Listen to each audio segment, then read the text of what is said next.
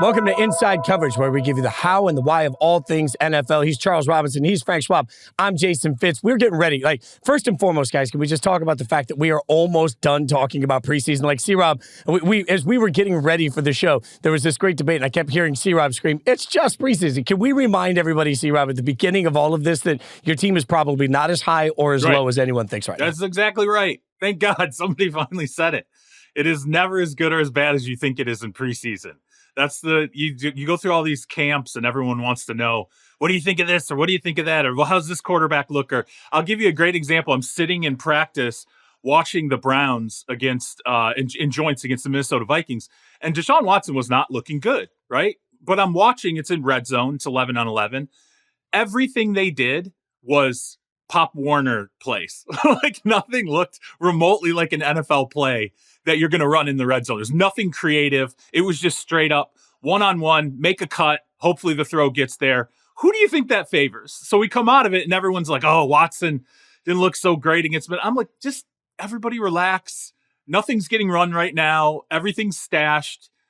Let's get into September and October, and then we can really start to talk about what's real. The one thing I on that note, I've never seen a bigger freak out over a 47-yard performance than Drake May. Like, people are like, oh my God, Joe Montana, 1988 Frank, just showed up. They're starving, Frank. I get it. Look, Drake did look pretty good. I watched the game, obviously, wrote about it, was like, it was solid, good progression. He made some plays. That was nice. And then I looked on social media and I was like, oh my dear God, no, the NFL did not get it reinvented tonight by Drake May's 47 yards. So yes, we need some reality checks around the NFL, and we need real games that count, because now all of a sudden we're getting conspiracies about the Atlanta Falcons really want to start Michael Penix, and this is their secret way to do it, and they're going to undercut Kirk Cousins. Like it's an episode of Big Brother or something, or backdooring Kirk Cousins. Like, come on, let's just get to the season. Yeah, and by the way, I have a Patriots buddy that saw that pass and was like, finally, we have a quarterback. Look, I'm not going to hear it from Patriots fans, like, politely up all of yours, because when you've had Brady for a whole generation, you deserve more than one bad swing at a quarterback. Okay, reminder, Inside Coverage, by the way, now has its own feed. You guys know that. Rate, subscribe, review. It helps us out a lot if you get out there. You can still, of course, check out all of the shows in one spot, but we have our own feed here, so make sure that you're hanging out with us every single week. Gentlemen, let's get to some drama, some real drama. Not drama on the field, but drama, frankly, in front of microphones. I was a little surprised. I'll just start there, because this is what happened. This is where it all started. Tua Tagovailoa, everybody knows, Dolphins quarterback, has experienced a much different life, let's say now, under Mike McDaniel than he did under Brian Flores. If you don't believe me, you'll believe him, because when he was asked about Flores, he went off. This is what it sounded like. If you woke up every morning and I told you you sucked at what you did, that you don't belong doing what you do, that you shouldn't be here, that this guy should be here, that you haven't earned this right, and then you have somebody else come in and tell you, dude, you are the best fit for this. Like, you are accurate, you are the best whatever, you are this, you are that. Like, how would it make you feel listening to one or the other? You see what I'm saying? All right, so C-Rob, what do you make of all this? Do you remember the movie Invincible with Mark Wahlberg, right? Yeah. About Vince Papale. Remember that? Yep. Do you remember his, I guess, wife? I can't remember if it was his wife or his ex-wife, who leaves him and writes the note that he's a loser, like tells him he's never going to be anything and he's a loser, right? And then Elizabeth Banks, whose character, I can't remember her name, right, is the next person through the door, and he's great, right? Like it's all coming together. That's what this reminds me of. Like he had the, you're a loser, you're not going to become anything, you're nothing, I'm leaving you type of person. Or that's what he's suggesting, that Flo was preparing to leave him in one way or another for Deshaun Watson. By the way, we can talk about that now. This didn't surprise me at all. It surprised everyone else, but I think it didn't surprise anybody who was on the inside of what was going on with the Deshaun Watson pursuit by Miami, because that was so much driven by Flores. And I kept saying this over and over again, and no one, it was like this refusal to believe it, that Flores saw Watson as a better quarterback. Now, there's a little more depth here for someone to be what Tua is describing as borderline like abusive as a head coach. Clearly, there's a lot more there now publicly than even what was coming out privately. But the distaste that Flores had for Tua at the time was a known thing. there just wasn't anyone who would come out and put their finger on it this succinctly. Everything he said, I think, is true. And I think Brian Flores coming out afterward and really not walking any of it back. And clearly, I think being a little shaken up by the fact that Tua came out and said it, just aired it all out, lends credence to exactly how Tua was feeling. I just get to a point where, and this has started one of those dumb generational arguments of, oh, this generation is just too soft. Like, go back when real men were real men, and coaches screamed at their players all the time. And that's absolute nonsense, because if you've studied at all the history of sports, I'm going to throw it back to Vince Lombardi, okay? Like, this is a long time ago. We all have this vision of Vince Lombardi riding his players hard, right? That wasn't Vince Lombardi. Trust me, I cover the Packers. I talked to a lot of those old guys. They would all say the same thing. He treated everybody the way they needed to be treated to get the best out of them. Some guys needed to be ridden hard. Some guys needed a softer touch. And that's part of coaching, the psychology of all this, that Vince Lombardi might, call out mistakes on the practice field, but then go to Jerry Kramer in the locker room and say, you're going to be the best guard in the NFL one day. It's Bart Starr going to Vince Lombardi saying, don't criticize me in front of the team if you want me to lead this team. Right. And Vince Lombardi never criticizing him again. Right. Like, and I'm trying to make this point because now Vince Lombardi yelled at his players 24/7. That's not the case. Coaching is psychology and knowing what to get out of your players. And clearly, Brian Flores did not know what to get out of Tua Tagovailoa. And I'll give you a great anecdote for this, right? So Bill Walsh writes this book, Finding the Winning Edge. Yeah. Famous book. You can't get it for less than, I think, $300. Old book on eBay, right? Like, it's like hard, yeah. It's like the basement I got a digital for that book. Copy. Yeah. It's like that book it gets stolen from libraries, all this stuff. And it's a manual for how to build a franchise and run a franchise, right? And there's a part of it where Walsh talks about how to criticize players. And at one point, there's a section where he talks about going to an assistant coach of a player, or like a coordinator or whoever, a position coach, and saying, hey, I need to criticize this guy. I don't know if he can take it. And this is my words here, but this is essentially what Walsh is saying. I'm going to come after you publicly in practice, like either in practice or in front of the team. I'm going to attack you. And really what I'm doing is I'm attacking the player, but I'm finding the best route to attacking the player. And that's through me embarrassing you in front of the team. You pre-set it up beforehand. This is how I'm going to do this. And ultimately what Walsh found, the implication is the player rises to the occasion in order to help defend his position coach. He takes on some of that responsibility. So there is, as you said, there's some psychology here. And clearly, I don't think the psychology was used well inside Miami. It was clear when Flores was there and what was going on with Watson was unfolding. This even makes it more clear. Yeah, and real quick, we talk about some of the best coaches in the NFL. They're not necessarily X's and O's guys. And we talk about CEO coach, but a big part that gets lost is the motivation part. Why do you think Dan Campbell is one of the best coaches in the NFL right now? It's because he knows how to deal with his players. He knows his players would run through a brick wall for him. Same with Harbaugh, same with Tomlin. A lot of these guys, yes, X's and O's genius. Mike McDaniel's an X's and O's genius. You know what else he's really good at? He's good at knowing how to get through to his players. We think back to him being on the plane, right? He just got the job. He calls Tua. Miami puts it out on their social media. Right. And Mike McDaniel basically, I can't forget, I can't remember the exact words, but it was basically, you're going to fit here. You are going to be great with me. We are going to do this thing together. And he knew how to get through to his players. We don't talk about that enough. We just talk about, oh, this guy's an X's and O's genius, and this guy knows how to run an offense, and blah, blah, blah. And when motivation is a massive part of what these guys do. So what I did, and what I usually do in these situations, because what do I know at my height and weight about being in a locker room? So I talked to as many guys that I know that played, right? And what was interesting to me is one guy I talked to particularly played very high-level college football, and he came back and said the best year of his entire career was the meanest coach he ever worked for. And that guy found a way to get it out of him. He hated every ounce of it, but he looks back at that year now with a lot of pride for the way he played the game that year. So, but I also talked to a couple of different coaches or players, Frank, that echoed what you said. It shows that a coach didn't get to know the human beings in the locker room, because you have to be able to read the room. And if you're going to be a successful coach now, you got to understand who you can push, when you can push, and how you can push them. I don't think that there's any one rule. And I would remind everybody that's listening, like, I don't care if you sell cars for a living. If you walk in to sell cars and your manager walks up to you and says, you suck at your job and you don't know how to sell, well, that might motivate some people. That might also wilt some other people. If our bosses came in right before taping and said, hey, Fitz, you're terrible at your job, I don't think that I'd necessarily have the best show, right? Like, I think we just have to understand that everybody takes motivation differently. And this is something that you mentioned, C. Rob, and I think this is important. Like Flores didn't walk it back. Flores needs to look in the mirror if he ever wants to be a head coach in this league again and ask himself if he did the best job of actually relating to players. Because if he can't do that, he doesn't deserve another job. Well, and I think that's part of why he approached it the way that he did, because he knows he wants to be a head coach again. This is now a thing that is attached to his resume. What happened? Tua's comments are now stapled to the front of Brian Flores' resume, right? Everywhere he goes. It should be. It should be. But here's something, guys. Is this not another example of an ex-Bill Belichick coach showcasing that they are not good at doing something Bill Belichick was good at? Bill Belichick was good at criticizing players, but in a way that did not entirely lose them. Was he successful 100% of the time? No, he was not. He rubbed some players the wrong way. They went outside of the organization and had nothing but ill things to say about Bill Belichick. But the vast majority of them look back on their time coached by him and say, he got a lot out of me. I understand it. He was doing the best thing for me at the time. It wasn't always easy.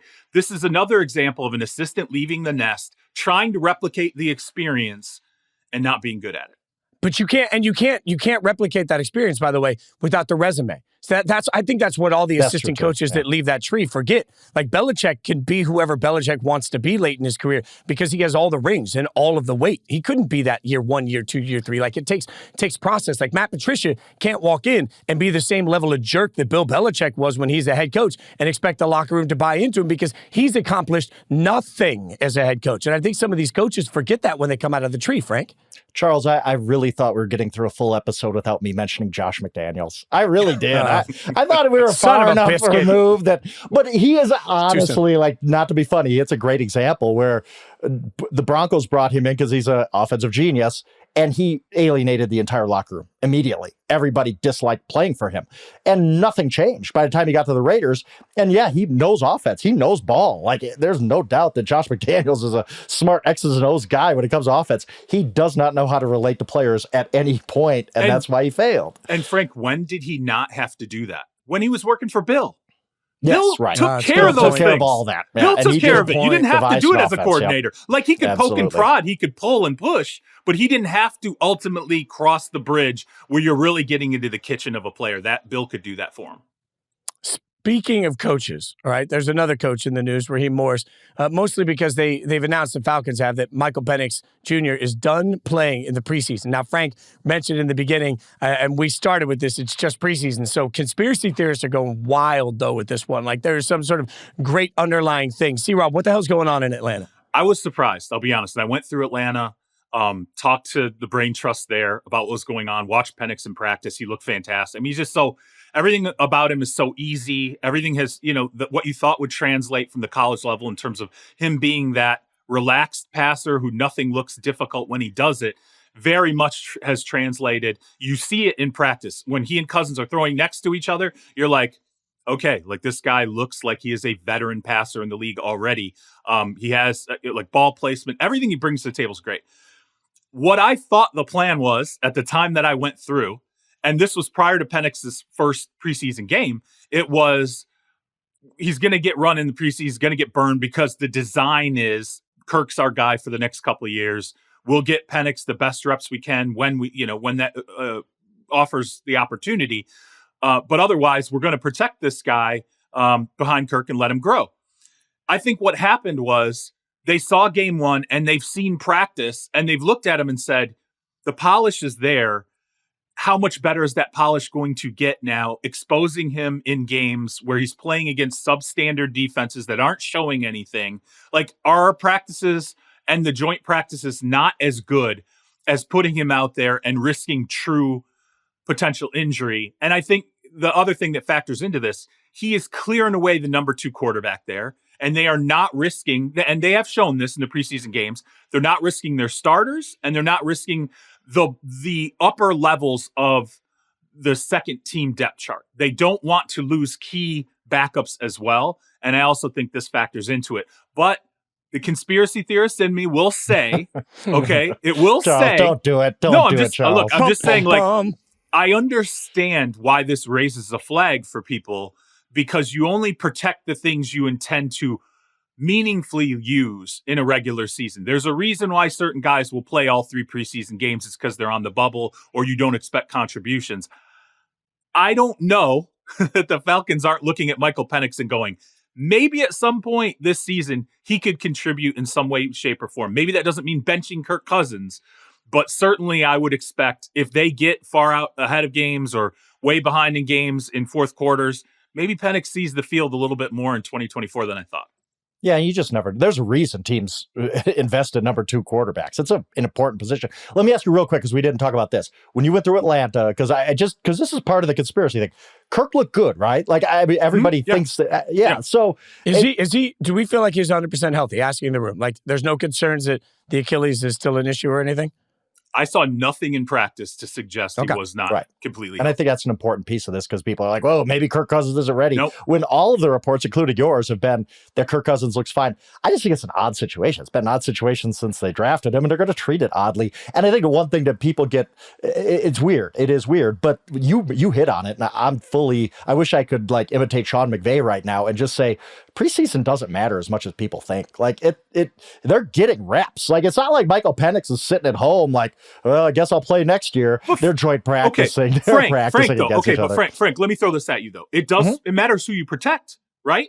I mean, we can infer certain things about who's being protected in preseason games, and to me, clearly he's being protected. There's no way you can look at the last 2 preseason games and not say that's a guy they're protecting. Right. But McVay, and Morris came from the Rams, McVay has never played his quarterback to a snap in the preseason. That's a good point. They view backup quarterback differently. And I totally agree with that. So if they have, I kind of take it at face value. It's weird. It's odd. I'd probably give them more preseason snaps, but whatever. They view it as, our backup quarterback is one of the most important players on this team. We're not risking anything. He's getting reps. He's fine. I think he is one of the most important pieces on the team. I would agree. Absolutely, because we don't know. Like Kirk Cousins looks good right now, and that's great. Kirk Cousins doesn't have an injury history, but what if he's 37? He's coming off an Achilles. What if he does get hurt? You want your guy to be healthy and ready to go. So I just view this as on face value. We've seen enough. We don't need to get him hurt. Like let's call it a preseason. And Michael Penix, we have confidence. We've seen practice, joint practice, one preseason game. He'll be fine if we need to go with him. I think that's all this is. Later in the show, we're going to predict how many games different quarterbacks will start, including Kirk Cousins. But right now, I'm going to ask both of you, if everything goes right for the Falcons this year, so we're talking playoffs, right? This is a playoff caliber team. And Kirk Cousins is just okay. Do you believe that what we've seen based on Michael Penix Jr. right now, that there's any chance that Michael Penix Jr. this year can actually push Kirk Cousins for the starting job, not including health? No. The money is suggestive that the answer is no, right? I mean, and I just think, and part of this too is projecting Kirk Cousins. I don't think Kirk Cousins is going to be some 82 passer rating guy. Like I think he's going to be good. I guess so.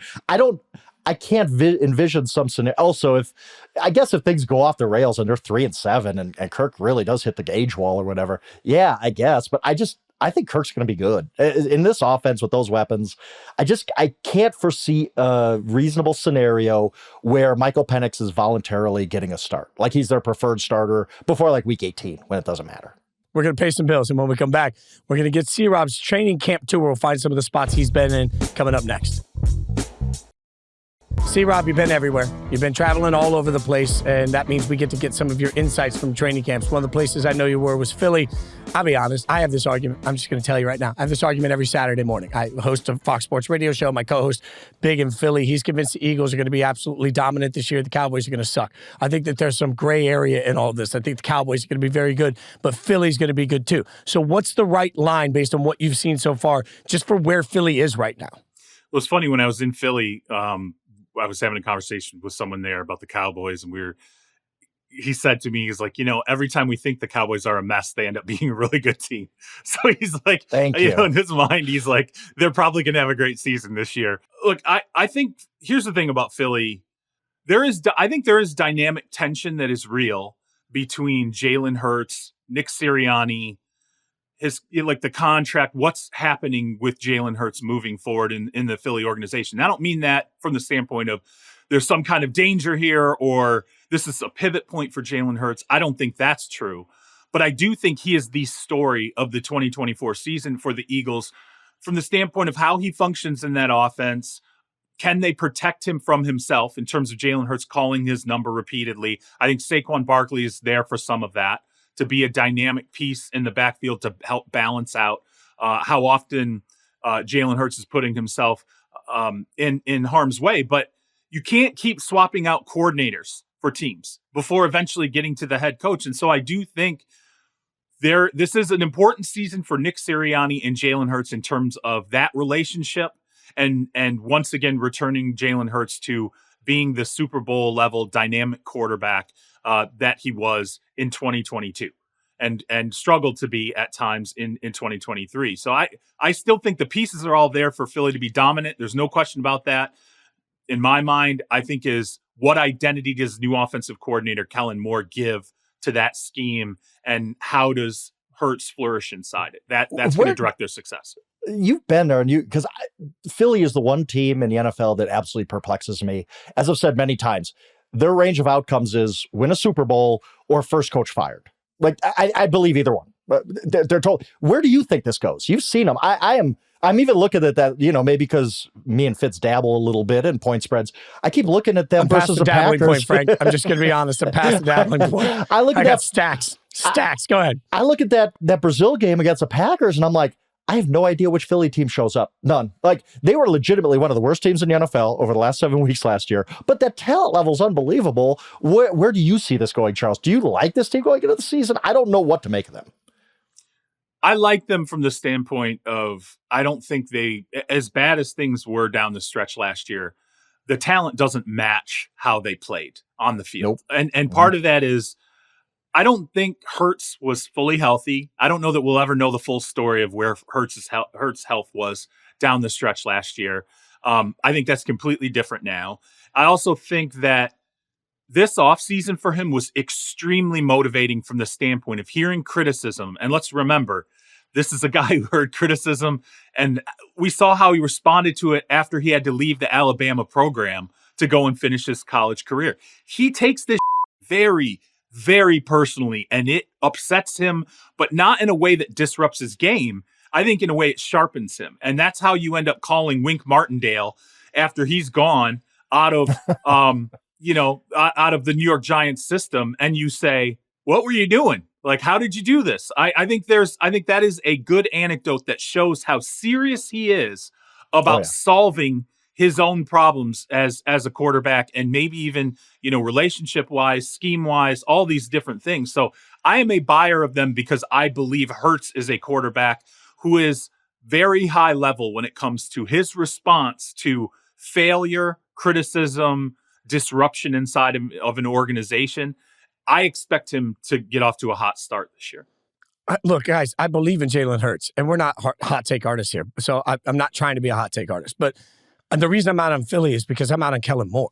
Like, I would just ask, I would ask Eagles fans a very direct question. Eagles fans, how many of you stayed up at night thinking, oh my God, we got to take on the Cowboys and they've got Kellen Moore? And he certainly had a treasure chest of weapons there. Then he goes to work with Justin Herbert. And me as a Raiders fan, I didn't sit up and say, oh my God, how are we ever going to beat Kellen Moore's offense? Like, I don't understand why there's this hype train around everything that Kellen Moore does, when in fact, he's worked with two of the best quarterbacks in the entire league over the course of the last few years. And when he has left those teams, they have not suffered from his absence. So I have a hard time just turning around and saying, well, Jalen Hurts, Kellen Moore are going to be dominant. And here's the interesting thing about Moore that I think really goes all the way back to Dallas. When he started to call plays in Dallas, you could see the offense became a little more dynamic. It was more creative. You understood the impact then. But by the end of the Dallas tenure, and I would even argue through the Chargers tenure, there were questions about identity. Like, does Kellen Moore know how to say, here's what our identity is, stick to it, and constantly mold and adjust the scheme around what that identity is? He's going to have to do that here in Philly. Okay. It matters what Philly's identity is and then the consistency of it. Jalen Hurts isn't going to get into a groove if from game to game it's like, well, we're a passing team or an RPO team today, and then next week we're going to be more of a running team and, be very dedicated to rotating the backfield through and rushing the ball with our running backs and how we scheme with the line in that instance. No, he's got to decide, and frankly, the offensive staff around him They all have to decide what the identity is for Philly, what that identity is around Hurts, mold it, scheme it, and then stay consistent with it, which is something I don't think he's done consistently in his career. When you talk about the people who criticize him after he goes out the door, these are the things they say. Yeah, I'll also quickly say that the loss of Jason Kelsey, nobody sits here and talks about centers. I understand that. But when you've been a 4-down team That's because huge. of the brotherly shove, and I think Fletcher the loss Cox, nobody talks about Fletcher Cox. Fletcher Cox is like a borderline Hall of Fame dude, and they lost both of those guys. That's not nothing. Cox is I think that there's going to be some real adjustments for the Eagles. You were also with the Jets, Jets, Jets. Everybody wants to talk about Aaron Rodgers. What'd you see there, C-Rob?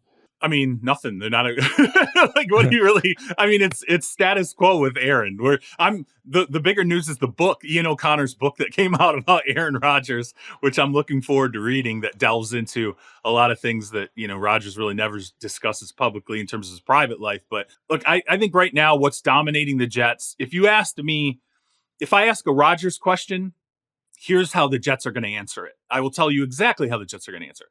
Our offensive line is so much better than it was a year ago. And we have so many more guys than we had a year ago. And when I'm sitting there and I was crunching the numbers and I was talking to somebody about the construction of the line, and he's kind of explaining to me different pieces and parts, particularly the starting lineup, what they bring, and Tyron Smith and all these different things.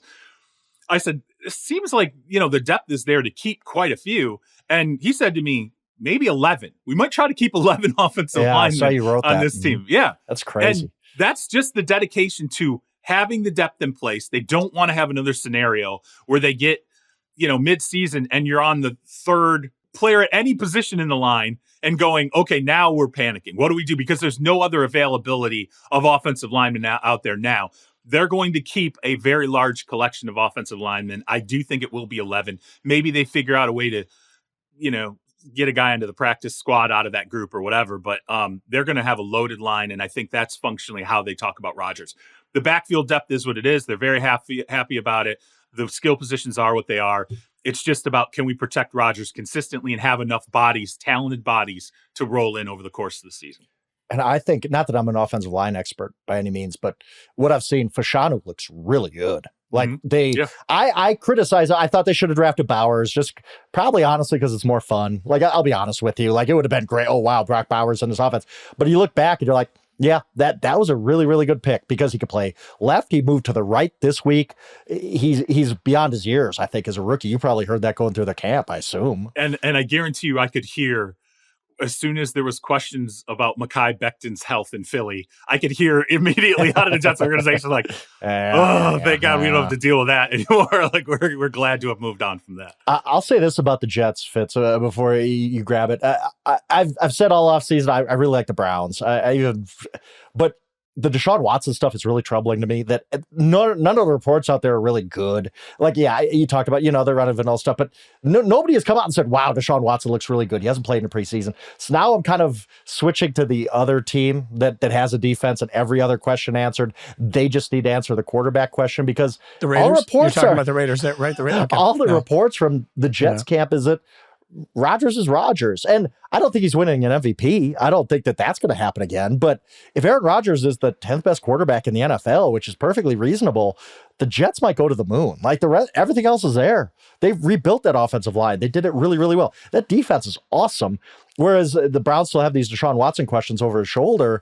I don't really kind of have any questions about Aaron Rodgers anymore, except his age. And he might just be one of those freaks, like, that just plays well through the 40s. Remember early in camp when we saw him having those heated discussions with Garrett Wilson, right? In practice, fans kept putting those out, like these discussions. And that was one of the things that, I was talking to somebody there and they were like, we love this. Like, this is great, because now we have a young kid who wants to get better and he's willing to challenge Aaron Rodgers, and Aaron Rodgers is willing to challenge him back. And they're willing to push each other in a setting where they don't care if other people see it. It is what it is. And they're both going to engage in this kind of discussion that's going to make both Rodgers better, Wilson better. And as long as at the end of it, they both understand and have the respect for each other where they're coming from, that's a growth step for them. And it wasn't something I think they saw last year. There was a ton of deference. It was just like, Aaron. Oh my God, Aaron's great. It's the greatest thing ever. Hard Knocks. Oh my God, Aaron. Oh.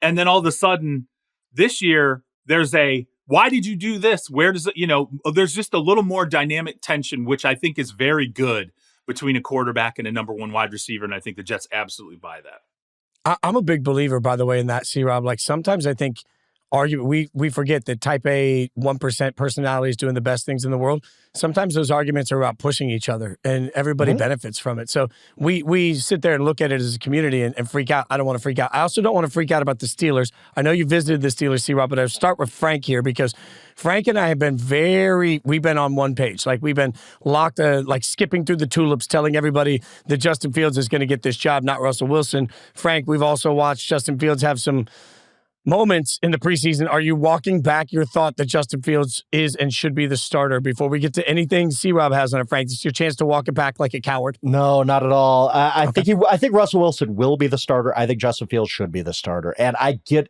like when you bring up Philip, like, oh, look at that pass Justin Fields threw it 8 feet over his receiver's head. Yeah, you know who else stinks at quarterback right now? It's Russell Wilson. Like, what you're at least getting something out of Justin Fields. There's just some juice there that Russ, man, I mean, those 5 drives, and I get it, it's 5 drives in the preseason. I'm trying not to overreact, but it adds on to the 2 years in the Broncos where there's just not a lot there right now. I mean, every single series was 3rd and long and he threw short. That's the only reason his numbers even look as good as they were. Russ just, I don't know that there's any excitement right now for him. I don't know that he can functionally run that offense. At least Justin Fields, he can get creative. At least he's going to make some plays with his legs. And I just, there's no upside to Russ right now. I do think they will start him. I just think that that's the Steelers' way. He's the veteran. He's earned it. Look at his resume, all this kind of stuff.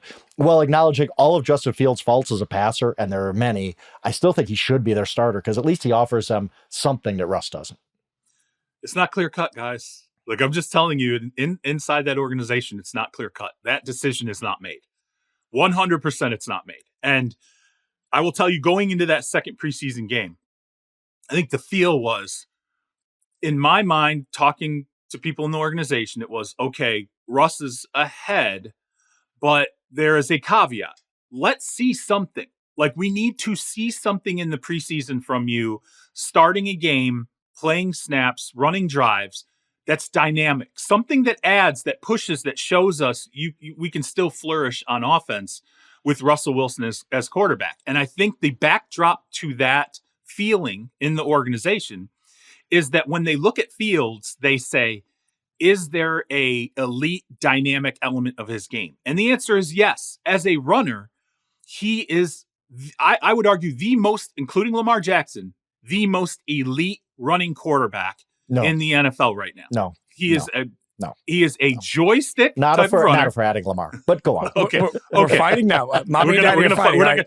Let's not go down that fight. Not anyway, for adding Lamar. The point, though, here in the organization is, if there is a guy who brings something to the table that is elite, that is beyond the 99th percentile, 99 and a half, it is the playmaking ability and the running ability that Justin Fields brings to the table. And then what matters is there's clearly people in the organization who ask themselves, can that overcome some of the deficiencies as a passer? Can he cover for some of the things that are still developing in his game as a passer? And I think in the organization, that answer right now is, yeah, we do think it can. And that's what I think has opened the door for Justin Fields. I think if Russell Wilson plays in the 3rd preseason game and is flat, I think there is a chance that Justin Fields has an opportunity to be that opening week starter because he is seen as the more dynamic player. And even if he isn't the opening week starter, I would say he remains 1B at the first moment they feel like they've got to make that switch. Especially given Arthur Smith's offenses, right? Like, he likes mobile quarterbacks that will run around and buy him some time. Like, all the way back in Tennessee, what did he like at Tennessee? He liked Mariota with some tight ends that he could rely on, right? Like, there's just, I feel like when you look at who the offensive coordinator is, and this is why, we started this talking about the relationship between head coach and quarterback. Symbiotic relationship between head coach, quarterback, and offensive coordinator, I think, has become an undervalued portion of what makes for greatness in any team. And to me, when I just look at the fit, I feel like Justin Fields' ability to run around, extend plays, use his legs, That's just something that works better with Arthur Smith. I'm doubling down, guys. I think week one, Justin Fields, starting quarterback of the Pittsburgh Steelers. I don't think, to C-Rob's point, I just don't think Russ has done anything to look so incredible that they have to go with Russ at this point. It was tough to watch him the other night. He has had a great career, legitimately the moment he was traded to the Broncos, I thought he's going to the Hall of Fame. Okay. I don't really think that anymore, but guys, it's not there anymore. Remember too, and this was actually something that surprised me when I went through the Steelers camp. They are like overjoyed to have moved on from the entire quarterback depth chart in 2023. And I think part of what was such an anchor for them was they were like, there's nothing dynamic about this. We don't have a downfield passing game. We don't have quarterbacks who can create and make plays. We are stuck. We are so cornered with the depth chart that we have now.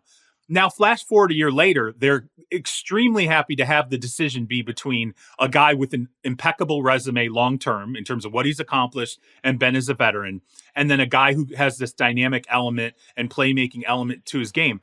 But between those two, who most resembles the limitations of 2023? Right. Russ, yeah. right? Yeah. Am I wrong there? Like Russ, no, you're totally right. This version of Russ most represents the limitations of the quarterback room in 2023. Right. At that Whereas point, the keep guy Mason Rudolph, at least he played well late last season. The one guy who does not represent anything that room was like in 2023 is Justin Fields. And if you want to move away from the lack of dynamic play and what you were, they were very flat on offense in 2023, the player who does that at quarterback is definitely Fields over Wilson. Right. And I don't think, by the way, real quick, I don't think that this matters necessarily in their quarterback decision, but missing Jalen Warren early in the season is going to change their offense. Oh, yeah. They can't, That's a big deal. That's a big deal.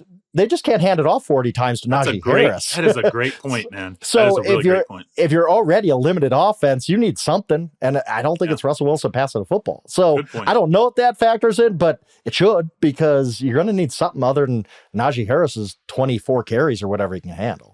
What I know is we'll trust producer Stone to do a great job of cutting this in a way. If Justin Fields gets the job, we'll cut it to social and put it out there. We called it. And if Russ gets the job, we'll put it out there to social. We're calling it. Either way, we're safe. All right, so let's go to the second best running quarterback in the NFL, apparently. We'll go to Ravens camp now and Lamar.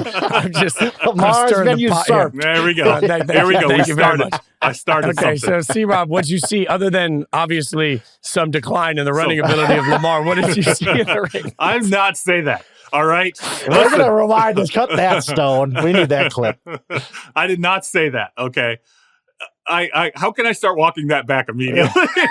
Immediately. I already sensed the regret. I already sensed the social media regret of that statement.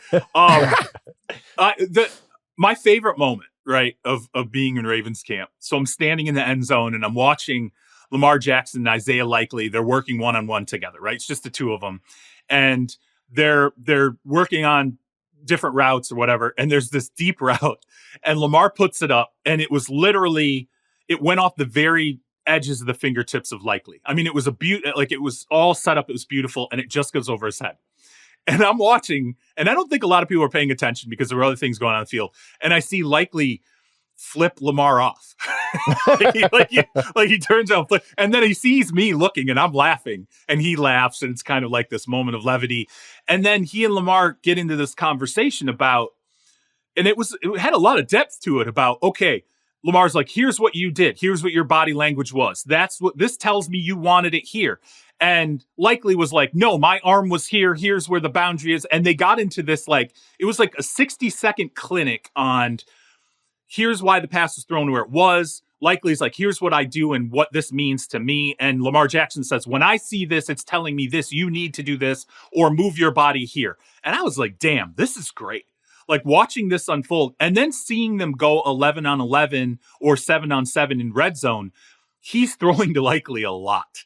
And when I talked to someone in the organization afterward and we start to talk about the offense, Likely is going to be a very big piece of the offense in Baltimore. They're not fretting about the wide receiver situation, which everyone's like, oh my God, what are we doing?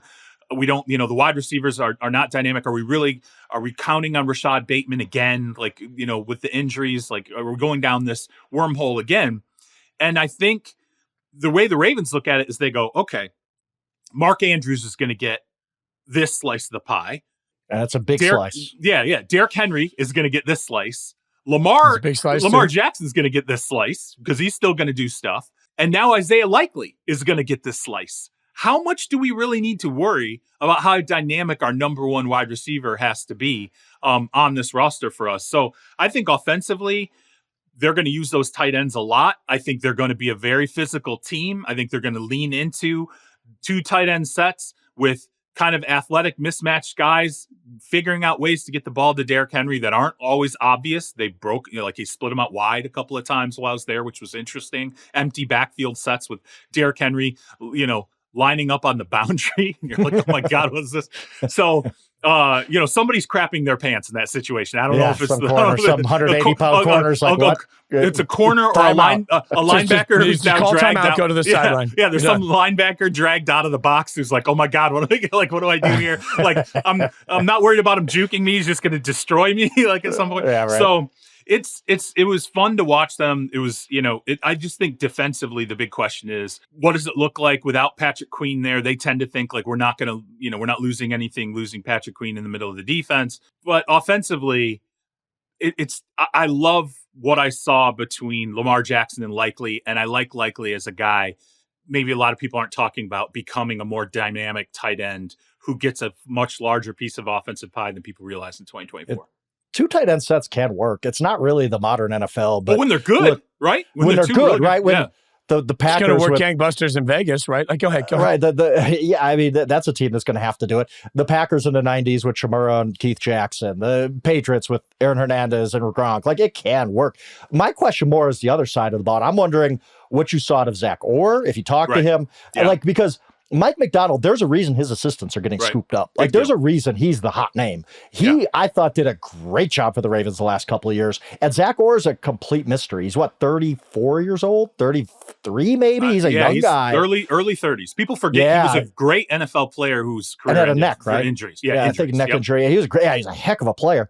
And I just don't know what to make of the whole, we're switching from the hottest defensive coordinator in the NFL to a guy who we just don't know. He could be great. We don't know that. What are your feelings on where this defense is? I don't think they know yet either. I asked about Orr. They were very positive about what he's brought to the table, especially energy-wise, which it's not like they lacked that before. But as you said, there's a reason why Mike McDonald was pursued the way that he was, particularly as someone who calls the defense, right? Who's setting the table scheme-wise.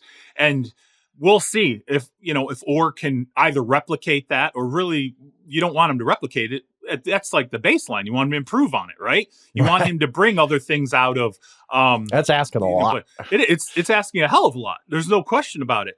But I don't think that answer is there yet, and I think it's fair because, as you said, he is very young, a very unknown commodity. But I will say this too: if he pulls this off, if he is able to even replicate what Mike McDonald brought to the table last year. With that defense and some of the creative things that he did with, like, let's say Kyle Hamilton, I would only give him a year or two of representing that kind of a defensive coordinator before teams are like, oh my God, we got to go get this guy because this is like the young Sean McVay of a defense. Now, I'm not saying he's that. Okay, let's temper it.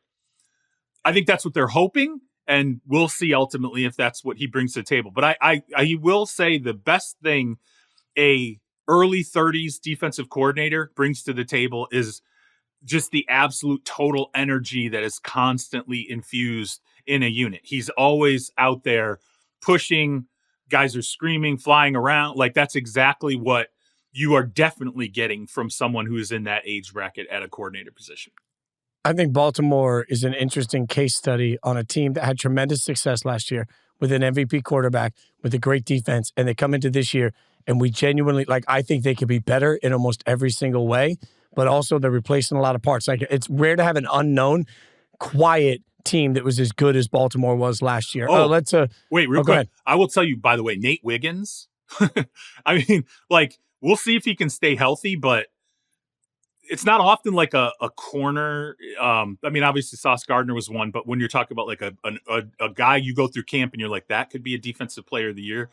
defensive Wow. defensive rookie of the year. Defensive rookie of the year. Yeah. So I'm not going to give you a hard time about that. I got that one. I misspoke there.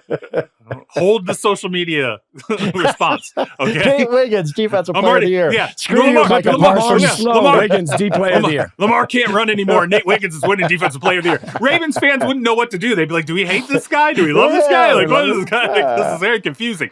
No, but Wiggins, now he didn't practice when I was there because he had dinged his shoulder in a game a few days before. But when you talk to people in the organization, they are amped at what he has shown already. They're like, man, this dude hit the ground going 100 miles an hour. And it reminds me a little bit of Sauce when he got into now different types of players, body-wise, what they do on the field. But this is like his quickness, identifying where the ball is going and jumping on it is like it's off the charts for them. I don't know the last time the Ravens felt like we have a corner who, when he knows where that ball is going and it's coming in, he gets there faster than almost anybody else they could imagine on the field. All right, coming up, we got to pay some more bills. But we're going to take a look at some of the most interesting quarterback situations in the NFL, and we're going to figure out exactly how many games each of these big names is going to play. We'll do that next.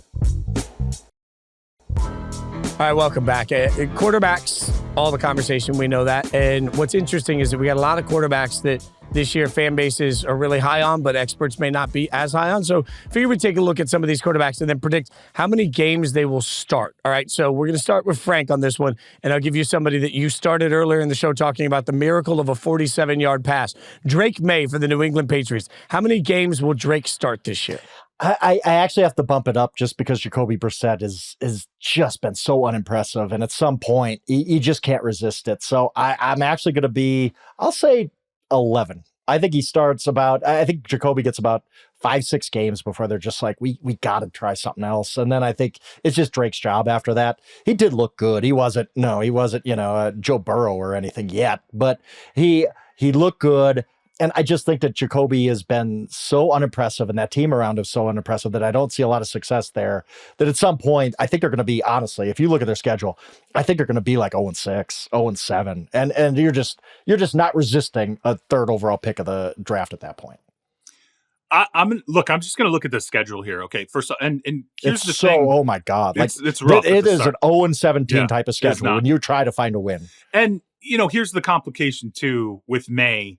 Is the young receiving core, which they really need, whether it's, Javon Baker or Jalen Polk, or they need someone to surface in that receiving core. And it has not quite happened yet, and again, these are young guys as well. So you're wondering, that should push your timetable on May back as well, because you don't have skill position players who are showing you, hey, they can help carry him. No. It is not his receivers aren't going to help him. So look, Cincinnati, Seattle, New York Jets, San Francisco 49ers, Miami Dolphins, Houston Texans into mid-October. Who are they beating? That's your start. Beat? Oh, and by the way, way, Jacksonville, October 20th. Right, like they're not beating Jets, Jacksonville. Jets, October 27th. Like, where are we sitting here going, yeah, definitely, seriously. We want to throw him. It might not be until Tennessee on the road November 3rd, right? So that's almost half the season. I get it. Yeah. So, maybe 9 games. Like, seriously, look at this 60-second exercise is eye-opening. Look at the New England Patriots schedule. Tell me which games you think they're going to win, because you're going to be like, oh, my goodness. But guys, wow. Like, that's the reason I think the answer to this should be 0. Look, the best case scenario. You can't believe it's going to be 0, though, right? But look, the best case scenario for the Patriots, I think, if they hit home runs, they win 5 or 6 games. But realistically, I think the Patriots are going to be the worst team in the NFL. Yes. So you have the choice of winning 2 or 3 games with Jacoby Brissett as your starter, living through the abject disaster, having the first overall pick in next year's draft, which, by the way, today, right now, looks like it's heavy on offensive and defensive linemen that will be at the top of the draft. You have a ton of leverage being at number 1. You get your quarterback on the sidelines. You just slow play it. You develop it. I think Drake May has the potential to be great. And if I think he has the potential to be great, I don't want to ruin him on a season where the best case scenario is a couple guys get a little better. The Patriots, I don't think the answer is 0. But if I ran the organization, I'd basically use this as a redshirt year and give him the opportunity to develop, knowing that Gerard Mayo is going to have the time and patience from Robert Kraft. There isn't immediate expectation. Sit the guy and worry about the future of the organization. I would make the number 0. Fitz, if my choices were 4 games, 6 games, 7 games, or 0, I'd say 0. I'm with you. I don't I think the surrounding talent is such that you're setting him up to fail right now.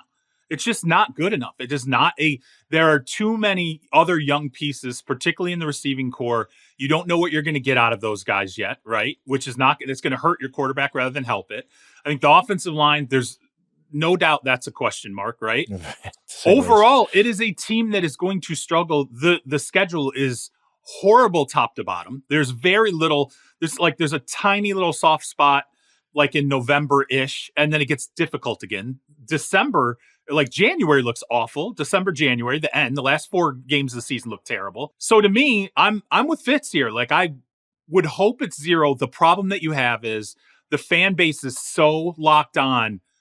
This is just a failure because he hasn't done this, or he's behind, or he's learning. But even just they refuse to give him the opportunity to learn. 8 points a game, like you're just not sticking with percent all season. Right? Okay, that's fair. But are you helping Drake May or hurting him? Probably going, not. We're 0-6 and we can't function. No, let's put this guy in. But like, I'm being realistic here. Like, you're just not going to be like, you know what? Yeah, we're going 0-17, guys, but we're not playing Drake May, who you all saw in the preseason. You thought he was awesome. Like, it's Frank approaches a wall outside, tries to run through it, and he says, "Oh my God, that hurt. I can't run through that wall. Let me get in my Porsche and run it through the wall because I think Honda that Civic, can get Honda through the wall." Civic, actually, yeah. Like, you don't get into the car and drive it through the wall because you can't get through the wall. You guys don't are drive your nuts. Porsche You guys through the are wall. nuts if you think they're going to be like 0-10 and not starting Drake May. It ain't going to happen. Like, it's the Nick Saban thing. It ain't going to happen, so don't ask me. And let me give you a great conversation I had. A GM said to me at one point, I would love to sit down with Andy Reid and pick his brain and ask him, how did you do it? How did you go an entire season and not start Patrick Mahomes until the last game of the season when that game didn't matter? And I know the answer will be, well, we had Alex Smith and we won games. They were good. They were we were a good team. We were a playoff right? team. Yeah, that makes it so much easier than the flip side where you're not winning anything and the fan base is losing their minds going, but at the very least, if the Patriots, if they were to not start him, I do think you have to have a dedicated campaign, whether it's with the local writers, the national writers, whoever it is, or just saying it publicly. Listen, we're doing this for a reason. It's not because we don't like the kid. It's because we know the best way for Drake May to be a great player is for us to protect him and not do what the Jets did to Zach Wilson. That's how I would put this out there. If I was the Patriots, I would go full Zach Wilson. I would go, do you think the Jets regret starting Zach Wilson his first year? I guarantee you the Jets regret starting Zach Wilson his first year because they were not prepared to give him opportunities for success at that stage. I think the Patriots are in a similar situation. And if I were the Patriots, that's how I would focus this publicly, whether you say it out loud or you feed it to media members or whatever. I would be like, look at Zach and what happened in New York. If that kid had sat in New York, maybe we're talking about a different situation. If he goes an entire redshirt campaign and just learns without getting jammed into a situation where it's not conducive to him having any success, we're in a similar spot. That's why Drake May is going to get a very long piece of runway in a redshirt season. All right. So what about Russ? We talked about the Steelers earlier, but let's give a number prediction on this because I said, in my mind that he's not going to start week 1. So how many games will he start, Frank? 5.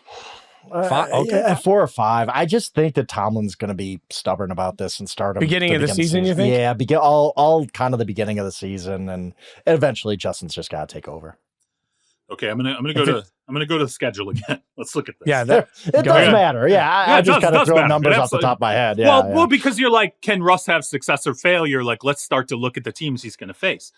They're at Atlanta and they're at Denver out of the box. Okay. Right. I mean, look, they should be competitive, right? In those games. There's no question about that. Home against the Chargers. Again, let's see, right? I mean, they're at Indianapolis. Again, what do we know? Not a great defense. They gave him a lot of passing yards. Indianapolis could win 11 games this year. They could win 4 games this year. Like, we don't know. Like, right? And then they go to, they're home against Dallas in October, at the Raiders in October, home against the Jets, home against the Giants. That's all into the bye, right? Yeah. There's a chance Russ could, if he gets the starting nod, could get half a season in just being an adequate quarterback. And then maybe That's that, fair. so it just could go longer than what people think. I think, I think he's a flat player now. I think the trajectory is like this. And I always bring up a conversation I had with a GM who talks about whether the trajectory is up like this or if it's straight like this. I think Russ is this guy right now. And I think it shows very quickly in the regular season. And at some stage they go, we got to give a shot at dynamic and see what Justin Fields has got. And if it's a total mess and he turns the ball over a million times, we can always go back to Russ. Neither of these guys has guaranteed starting jobs anywhere else in 2025. So let's tinker and figure out which one we have that can be our quarterback next season. I think the interesting part is the middle of that schedule has so much easy, like the Raiders, Jets, Giants, Commanders, that little portion. They could win 3 out of 4 of those. But after that, man, it gets Ravens, Browns, Bengals, Browns, Eagles, Ravens. Oh, that's finish. right. The They finish got is that tough. finish. It's the hardest finish I've ever seen. Yeah, It's the hardest. unbelievable. So to me, what's interesting, because I do believe Justin Fields starts in the beginning. If there's struggles, I can see them putting Russ in, after that middle section. But man, it's hard for me to find it. I think 4 or 5 games is probably the right number for Russ. If There's things going go to be a haywire. quarterback change, Yeah, no matter there's who's. gonna Like be. there are probably multiple quarterback changes. Yeah. He will Which see the brings me field to- by October, right? I think in some Oh, way, yeah. shape, or Yeah. form, he Somehow, sees the field yeah. by October. Fields does. Which brings me naturally to my beloved Raiders, where Gardner Minshew is surprisingly to most named the start of this week over Aiden O'Connell. And guys, I'll just go first here on this. This feels like the beginning of a revolving door. Few games of Gardner, few games of Aiden, few games of Gardner. Never get the quarterback situation settled out. Gardner starts about 8 games. Quarterback position is just an absolute disaster for the Raiders this year. And it's frustrating because I think they have the chance at a top 5 defense. So defense is very good. Offense is just abysmal with it. And Gardner starts about 8 games. Feels right to me. C-Rob, what do you think? Yeah, I mean, it's a similar. Hey, here's the thing about Minshew, though. He can make you surprisingly more competitive than he. That's what I was going to say. We That was always gonna be my discount point. this guy. We Mhm, always I know. discount Minshew, and then Hey, he look almost at took Indianapolis to the playoffs Yeah, last look year. at Indy. Yeah, but right? this is why I keep saying this puts a ton of pressure. Indy was great last year compared to what we thought because Shane Steichen did a beautiful job with that offense with Gardner Minshew. The question is, do any of us believe that Luke Getsy can be the play caller and Fair. offensive coordinator That's fair. that Shane Steichen was? My answer to that right now is I've seen nothing that proves that benefit of the doubt. I think this doesn't put pressure on Gardner Minshew. I think this puts pressure on Luke Getsy to prove that he's a capable coach in the NFL because a capable coach has gotten them within one throw of the playoffs, Frank. Like that's real. Yes, I do agree with that. But I'm going to just come out and say, I think Gardner Minshew starts most of the season, and I don't think there's multiple quarterback changes. Not that Gardner Minshew is going to be great, but he's going to keep them competitive. He's going to make some plays, and it's not like the guy behind him is anything exciting. Like, there's not like this itch, like with Jacoby Brissett and Drake May. There's not like, ooh, we got to try out Aiden O'Connell. They're like, we saw Aiden, whatever. I think Gardner starts. I mean, things happen, but I think preferred starter wise, I think he starts the whole season. I do. Because the guy behind him isn't that good, and he's going to keep the Raiders competitive enough that they're going to be in the playoff mix, and there's never going to be a point where you're just like, oh God, we can't watch this anymore. We're 3-9. We got to pull the plug. I just think he starts all season for him. This is like low key a Carson Beck, Shedeur Sanders, Dak Prescott conversation. It really is. It really totally is. Yeah.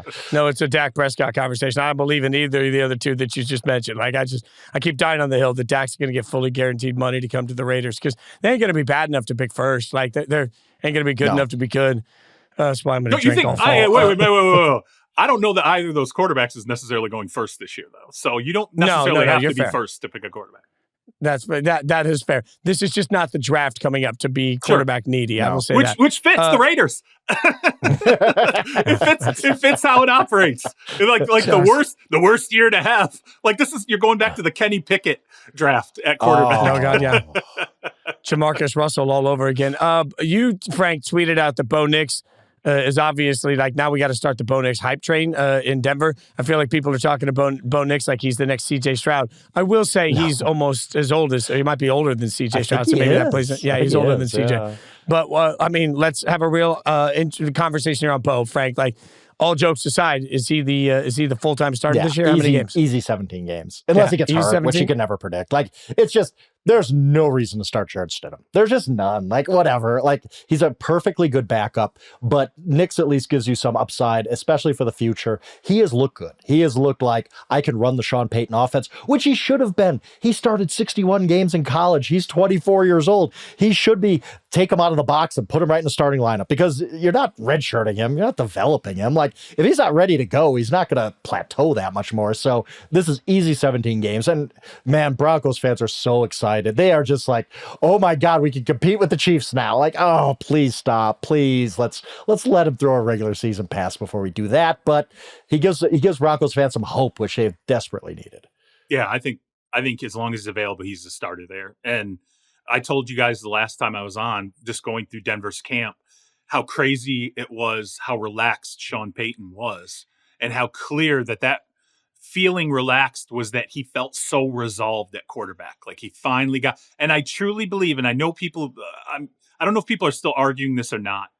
It is who he wanted at that spot in the draft. He wanted Bo Nix, and it was clear to me as we approached the draft in the organization, all you heard was, we don't think we have to move to get our quarterback. Like we can stay put and get our quarterback. And I was like, well, that's got to be Nix, right? Like there's no, and then all these guys close to Sean Payton as the draft rolled up, they were all going, it's Nix. He loves Nix. Everybody. I'm like, Payton better be pissed because all his guys are like out here singing the praises of how well Bo Nix fits with Sean Payton. And so far, and that's all you can ask right now, he shows he fits not only Sean Payton's mentality and what he wants to do on offense, but also the ability as Payton keeps saying, he started 61, 62 games in college, whatever it is, he keeps repeating it.